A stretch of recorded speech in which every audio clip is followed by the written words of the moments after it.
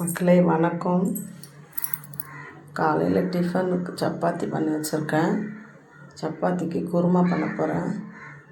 கொஞ்சமாக எண்ணெய் விட்டுட்டு அதில் சோம்பு, பட்டை, கிராம்புலாம் சேர்த்து நல்லா பொரிஞ்ச உடனே ஒரு பெரிய வெங்காயம் ஒன்று கட் பண்ணி வச்சுருக்கேன். நம்ம அந்த வெங்காயத்தையும் இப்போ சேர்த்துட்டு நல்லா வதக்கிடுவோம். நல்லா வதங்கின பிறகு தக்காளி சேர்த்துக்கலாம். அதுக்கு இடையில் கொஞ்சமாக உப்பு சேர்த்துக்கிறேன். நான் உப்பு சேர்த்து வதக்கினா தான் சீக்கிரம் வதங்கி வரும். நல்லா பெரிய சைஸ் வெங்காயம் தான் சேர்த்துருக்கேன். இதுக்கு மசாலாவும் அரைச்சி வச்சுருக்கேன். நான் ஒரு 1/4 மூடி தேங்காய், 2 பச்சை மிளகாய், 1 ஸ்பூன் கசகசா, 1 ஸ்பூன் பொட்டுக்கடலை, இது எல்லாமே சேர்த்து நான் அரைச்சி ஒரு பக்கம் வச்சுருக்கேன். இப்போ உப்பு போட்டோம். அடுத்தது தக்காளியும் போட்டு வதக்கிக்கலாம். நல்லா பெரிய சைஸாக 2 தக்காளி கட் பண்ணி வச்சுருக்கேன். தக்காளி நல்லா சேர்த்து வதக்கிக்கலாம். இதுக்கு தேவையான மசாலா நான் என்னென்ன போட போகிறேன்னா, மஞ்சத்தூள், கரம் மசாலா தூள், ஜீரகத்தூள், அப்புறம் தனியாத்தூள், காரத்தூள் கொஞ்சமாக எல்லாமே 1/4 ஸ்பூன் தான் நான் சேர்க்க போகிறேன். 1/4 ஸ்பூன் 1/2 ஸ்பூன் அவ்வளோதான். நம்மளுக்கு எவ்வளோ காரம் வேணுமோ அந்த அளவுக்கு பார்த்து சேர்த்துடணும். ஒன்றா போட்டு நான் அப்படியே வதக்கி எடுத்துக்குவேன். இது எல்லாமே எண்ணெயிலேயே நான் மசாலாலாம் எல்லாம் வதக்கிட்டு காய்களும் அதுலேயே போட்டு வதக்கிடுவேன். காய் எவ்வளோ காய் வேணாலும் நம்ம போட்டுக்கலாம். கொஞ்சம் கொஞ்சமாக எந்தெந்த காய் தேவையோ போட்டுக்கலாம். பட்டாணி வேணாலும் பட்டாணி போட்டுக்கலாம். நான் காய் 4 காய் தான் எடுத்து வச்சுருக்கிறேன். உருளைக்கிழங்கு, கேரட்டு, பீன்ஸு, சோயா பீன்ஸு, இது 4 தான் எடுத்து வச்சுக்கிறேன். காரத்தூள் போட்டேன். நான் அப்படியே வதக்கிட்டு எல்லா காயும் நம்ம அப்படியே கொட்டி வதக்கணும்னா அந்த காயோட மிக்ஸ் ஆகும் மசாலாலாம். அதுக்கப்புறம் நான் அரைச்சி வச்ச மசாலாவை சேர்த்து நான் ஊற்றிக்க வேண்டியது தான். தயிர் 1 கப், 1/4 கப் தயிர் போட்டாக்கா கொஞ்சம் அந்த காரம் புளிப்பெல்லாம் எடுத்து கொடுக்கும். அதனால் தயிர் ஊற்றிருக்கேன். நான் நல்லா கிளறி விட்டுட்டு காய்கறிலாம் சேர்த்துக்கலாம். கேரட்டு 1, பீன்ஸு 4, உருளைக்கிழங்கு சின்னதாக ஒரு சைஸு, இது எல்லாமே நீட்டாக கட் பண்ணி சேர்த்துக்கலாம். நல்லா கிளறி விட்டுவோம்.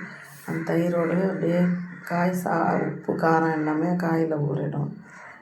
அதுக்கப்புறம் நம்ம அரைச்சி வச்ச மசாலா அதையும் சேர்த்துக்கணும். அந்த காயெல்லாம் போட்டு வதக்கிட்டு சோயா பீன்ஸ் கொஞ்சம் ஊற வச்சுருந்தா அதையும் போட்டுக்கணும்.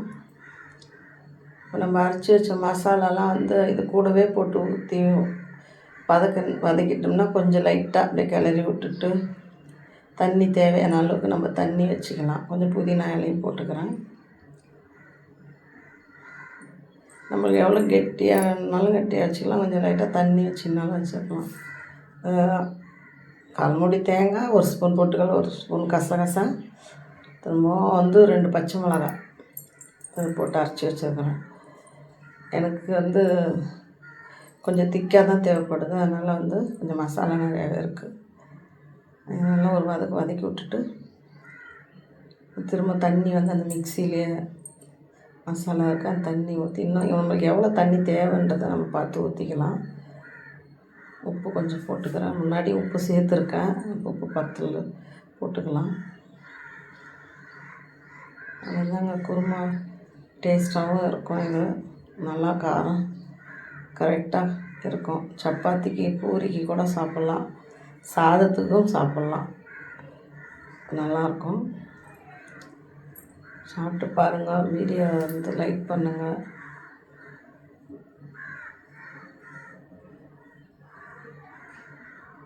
நல்லா மூடி போட்டு கொஞ்சம் இன்னும் தண்ணி சேர்த்துக்கிறேன். மூடி போட்டு ஒரு கொதி வந்தோடனே கொதிச்சுட்டு மறுபடியும் ஒரு தடவை கிண்டி விட்டுட்டு அதுக்கப்புறமா ஒரு மூடி போட்டு வச்சுட்டு அப்புறம் இறக்கிட வேண்டியது தான். பாருங்கள் எப்படி இருக்குன்னு. நான் தண்ணி ஊற்றிருக்கேன். குருமா ரெடி ஆகிடுச்சுங்க. ஒரு 5 நிமிஷம் அப்படியே மூடி வச்சிட்டோம்னா ரெடி ஆகிடும். அவ்வளோதான். மேலே கொத்தமல்லி தூவி இறக்கிட வேண்டியது தான்.